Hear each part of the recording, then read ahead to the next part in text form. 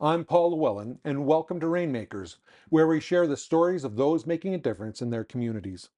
On today's show, we are pleased to welcome Jenifer Ugolini, an enthusiastic volunteer who has been contributing her time and energy to Adventist Community Services since June 2021. Welcome to Rainmakers, Jenifer. It's good to have you on our show. Thank you.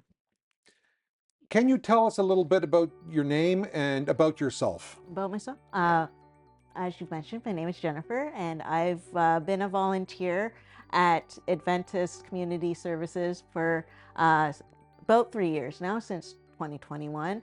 I've spent my time in the clothing department and also in the food bank, helping make up the boxes for our customers.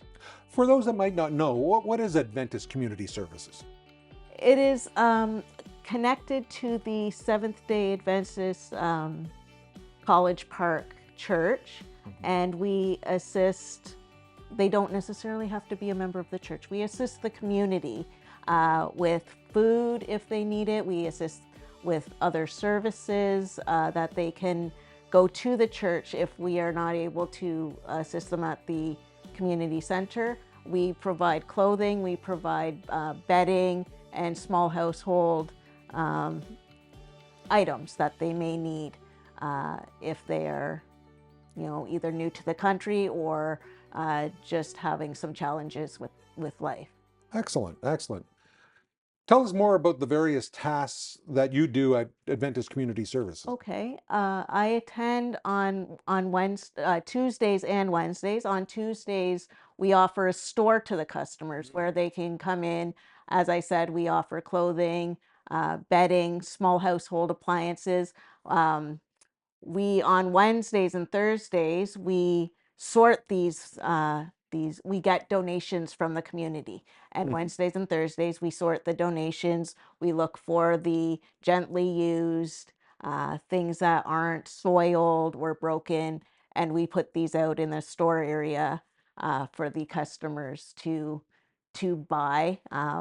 We say buy, but we offer the store at a small fee for the customer. So they'll pay a small fee at the door. They'll sign a paper that I will use when they come into the store, and they will browse the store. We allow customers to have 10 items per person for a maximum of 40 items per family. And we count the items and we send them on their way. They're allowed to come once a month to our store. The food bank we offer every other week on a Thursday by appointment. Customers will call in, they'll give us what they need as far as food, and we will try our best to prepare boxes that they will come on Thursdays to pick up. Around how many people do you serve on a Thursday and Wednesday? Wednesday you're sorting, but on Tuesday the store's open. So how Yes. busy is your store and how busy is it on Thursday? On Tuesday, we serve between 20 to 40 customers. Okay. We are open between 9 a.m. to 2 p.m. So in that time period, we can serve as little as 20 and as many as 40. And as far as the food bank, I've filled as many as 30 boxes or as less as 30 boxes and as many as 40 to 45. Wow, that's wonderful. Yes. Wonderful service that you're doing. Thank you. So tell me a little bit, Jenifer, when did you get involved with the Adventist Community Service there, and what led you to being involved? So my career was in childcare, and I, at the age of 40, had to retire. I had just moved to to Durham, and I wasn't familiar with the area. I wanted to do something to give back to the community, and I found Adventist Community Services. I gave a call and didn't reach anybody right away, but left a message. Barbara Hall called me back and said that they weren't looking for anybody right now, but when they were, they'll call me back. So she called me back maybe a month later and said, if you're still interested, we'd love to do an interview. I walked in, I did the interview. She gave me a small tour, and here I am. I have said to her many of times that if it wasn't for her, I wouldn't be where I am today. I was looking for a purpose in my life, and this has given me that purpose. Wow. What is Adventist Community Services all about, and what do you find most rewarding about being involved with that organization? I view it as we are about the people that we serve. We don't turn anybody away. If you need us, we are there to help you to the best of our ability. And like I said, if we can't help you at the small community center, we will direct you to the church, which is conveniently located right beside our community center, and with the hopes that somebody within the church can help you in the way that is needed. Jenifer, you're not the only one at Adventist Community Service working No, there. I am not. There's other people there. Tell me Yes. a little bit about their roles that they do. Okay. We have ladies and men that specifically in the clothing department, we have ladies that one that hangs the clothes, one that sorts the clothes, one that um, brings the donations into the building. On Tuesdays, we have ladies that work in the office. So those are the people that the customers see when they first come in. In the food department, we have people that work with the frozen food, people that, make the requests. They, make sure that we have food from Feed the Need, for the next week. And as I said, myself, I put the labels on the boxes and put the vegetables in the boxes. So we all have a role to play. And if it wasn't for each role that we have, we probably could all do it by ourselves. Yeah. But it's we're a family that works together. So I take it that the people that you work with have made a lasting impression on your life. They have, very much so. And you're probably doing the same thing to them, making I a hope lasting so. impression. I hope so. Wonderful. Who are the main individuals or groups that benefit from the services at ACS, which is Adventist Community Services? Yes, we have people that come in and they have, maybe have lost their house to a fire, or they come in and they're new to the country and they come with very little from where they're coming from. We have people that, maybe they're just, out of work for a little bit and they just need a little bit of help. People come from all walks of life. As I said, we don't turn anybody away. If you're in need, we're here to help. Are there people that come into the store that into the food bank that just use you temporarily, and then when life gets better, they maybe help out, or we have had lots of people come in and ask us if they can volunteer. We have had lots, as you just asked, that we see for a while and then we don't, and they'll pop up again. We had a customer the other day and she had said, oh, I haven't been here since before COVID. And we've changed our style, we've reorganized how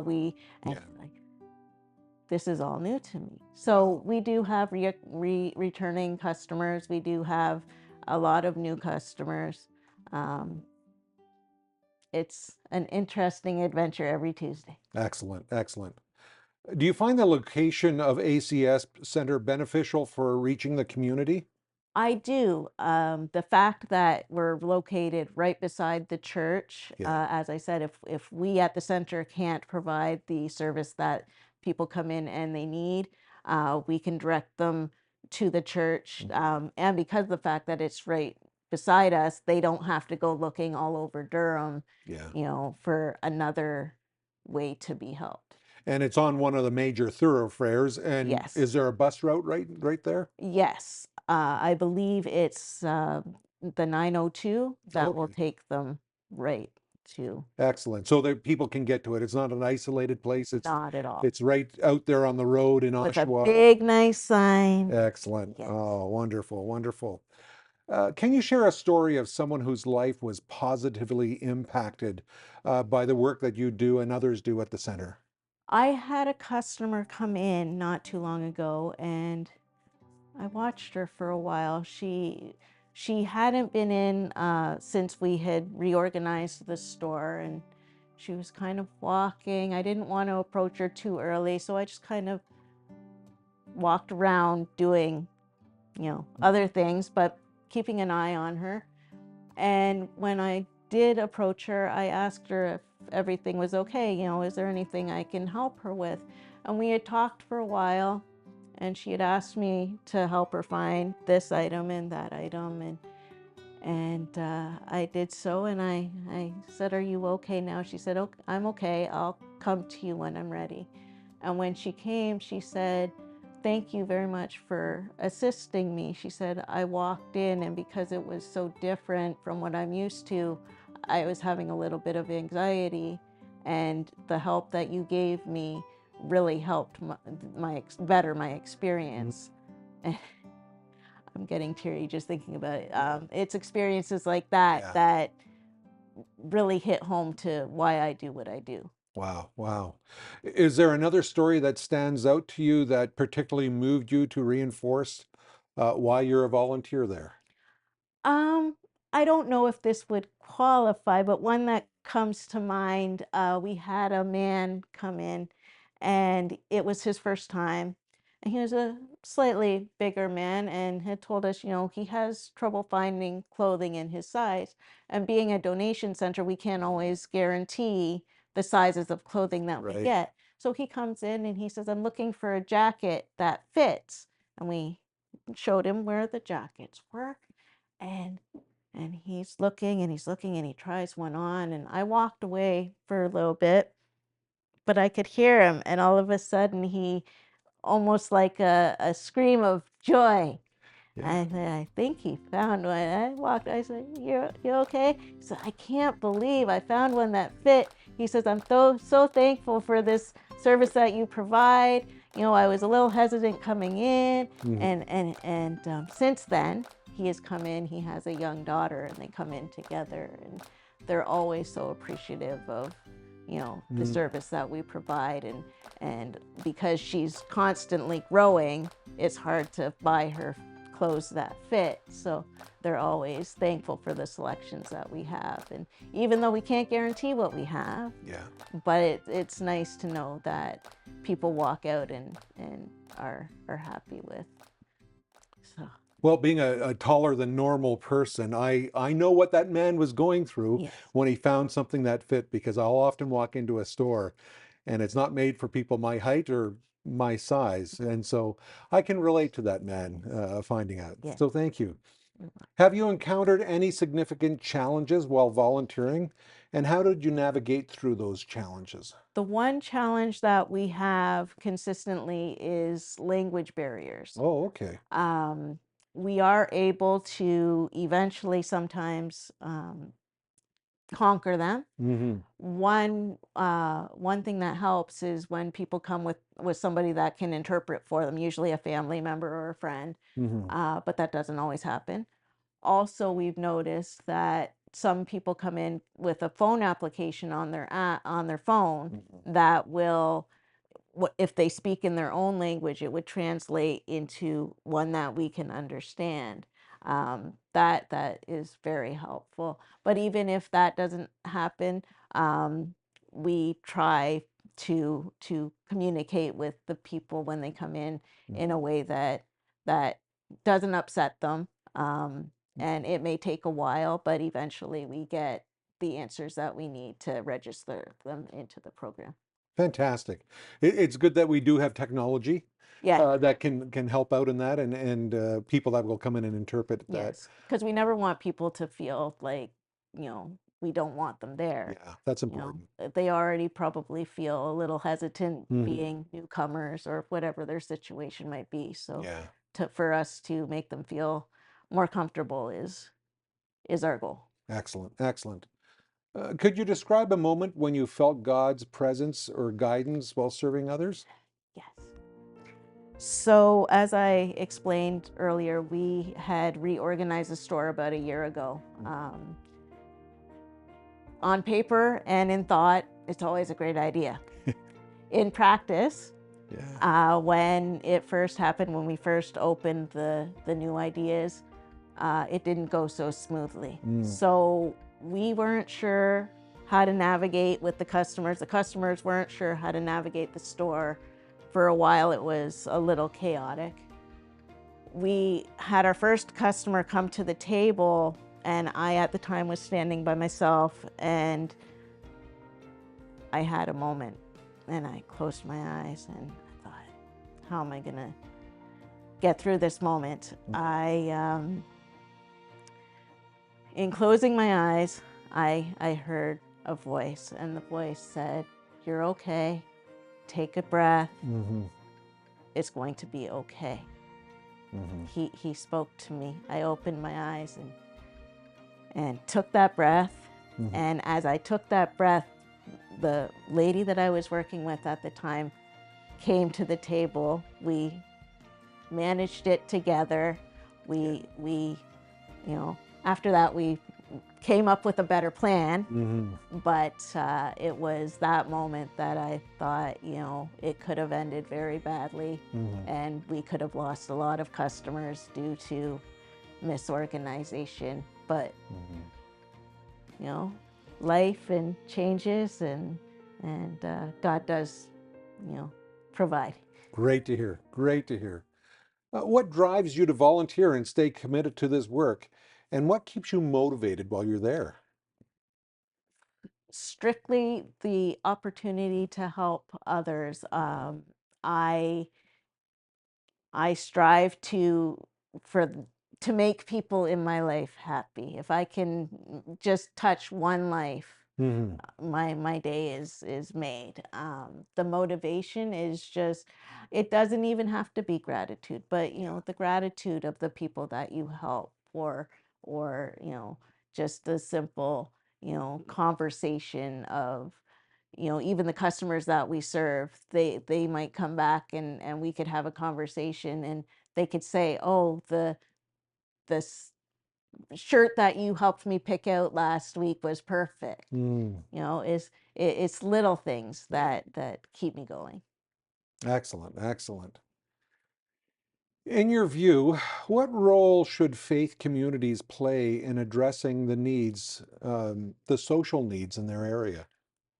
I think that they should continue doing just as they're doing, providing the services that we provide, but in providing them, let people maybe, better letting people know Mhm. that they're provide, whether it be through the church, whether it be through pamphlets, just getting it out there more widely. Mhm.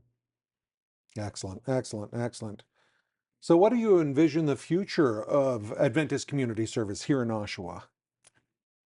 Well, we aren't able to predict the future, but um, I think that the ministries are a great help, and that they should continue to reach as many people as possible, and hopefully they continue for many more years. Right. So, if Adventist Community Services was not there tomorrow, would there be a, would people miss it? I think they would. I mean, if you didn't have, if you were a newcomer, or even if you were having life struggles and you didn't have somebody to turn to, Yeah. it would greatly be missed. Somebody could say, well, something could replace it, but if you feel something in your heart, or you're used to going somewhere because you feel safe, it's a great loss. Yeah. I hear you. So for viewers, Jenifer, who are inspired by your story, what would you say to encourage them to get involved and to support their local community service? Volunteering is a great fulfillment in your heart. There is no other feeling like it. If you're able to give back, no matter how little, I strongly recommend that if you can volunteer or you can help your community in some way, please do. Excellent, excellent. Uh, I find that a lot of places struggle to get people to volunteer for their. What do you think are some of the common misconceptions people might have about volunteering or doing community service work? A lot of the misconceptions are that when you volunteer, you have to volunteer for a set amount of time or a set amount of days, that it's set, you know, it's almost like a career. But when you volunteer, you do it because you want to and because you can.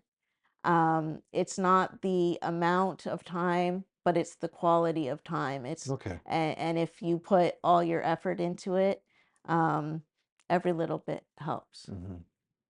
So you didn't have any barriers in saying, "Hey, listen, I can't do it." You didn't have a argument in your mind. You just, when you heard about it, you were there. Yes, Wonderful. yes, no hesitation. That's what I love to hear. Thank you, Jenifer. How do you see your volunteer work as a reflection of your Christian beliefs and values? I believe that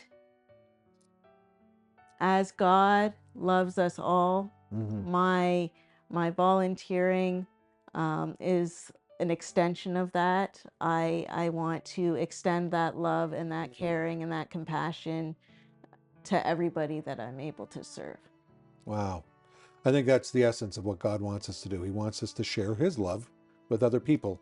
And you're doing it in a very practical, real way. As best I can. Wonderful, wonderful. Um, how has your faith played a role in your dedication to serving others?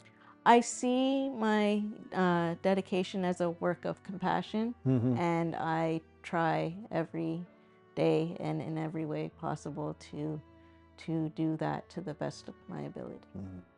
I find that in today's world, that compassion is not free flowing these days. And it's so nice to know that you are involved in sharing that compassion and with an organization that stands on compassion to others. So thank you for that. How is Adventist Community Service supported financially, and how does it keep on running? Supported through donations, Mhm. and through those donations, we are able to go above and beyond. Mhm. Uh, Probably our wildest hopes, Mhm. but through the donations and the generosity of other people. Any closing thoughts to leave with our viewers, Jenifer? Is there any profound, what you've learned there over the years, or, No, you know, only that as I said, I'm very thankful for the opportunity that I've been given to mm. serve the community and to find a purpose and to, do God's work to the best of my ability. How large is your team that you work with there? We have 6 people upstairs and maybe haven't counted all heads, but maybe 15 downstairs Wow, wow. And the downstairs are the people that do the that food, do the food bank. and you Yes. do the Yes. store and everything else. That's not a lot of people to serve as many people that you are serving. No, So everybody gives a lot there. they They do. do dedicate a They lot, and you know, I'm not in need of that, but I appreciate that we're there to help other people and to share God's love and to help people that are in need. And I think that's what Jesus wants us to do, is that's the practical way of sharing his love to other people. Um, how can viewers help Adventist Community Service? If they want to help, they're watching this show, what can they do to help support their local Adventist Community Service? Volunteering is always an option. Yeah. Some people think the only way they can help is through money donations. If they're able to do that, great. Okay. Food donations are always welcome as well. Well, thank you very much, Jenifer, for coming out here and for sharing with us to help us better learn about Adventist Community Service and what you do. And thank you for your service. You're I very really do welcome. My appreciate it. pleasure. All right. Thank you very much. Have you been moved by this impactful story and feel inspired to help us continue bringing these impactful moments to life? Your support is essential for us to keep showcasing volunteers making a difference. If you'd like to contribute to the production of Hope Channel Canada and its ministries, it's simple. Visit agentsofhope.ca, where you'll find various ways to donate. You can do it by debit, credit, Google Pay, Apple Pay, or send an e-transfer to Agents of Hope at hopetv.ca. Prefer mailing a check? Send it to Hope Channel at 1148 King Street East, Oshawa, Ontario, L1H1H8. For a more personal connection, call us at 1-855-4-HOPE-TV. That's 1-855-446-7388. And don't forget to subscribe to the YouTube channel, Hope Channel Canada, and click the notification bell so you never miss an episode. You can also watch the show on multiple platforms, hopetv.ca, cable TV, the Roku app, and the Hope Channel app. Are you looking for answers to life's most profound questions? Hope Study provides free online Bible courses that cover essential topics such as faith, love, hope, and discovering your purpose, all at your own pace and from the comfort of your own home. One of our standout courses is Why is there pain and suffering in this life? This tackles one of those life's toughest questions and offers hope along with biblical insight. This study is designed to help you find meaning and understanding during challenging times. Signing up is easy and completely free at hopestudy.ca. Begin your journey today and feel free to share these valuable resources with anyone else seeking answers. Uncover life's answers. Visit hopestudy.ca and start your journey today.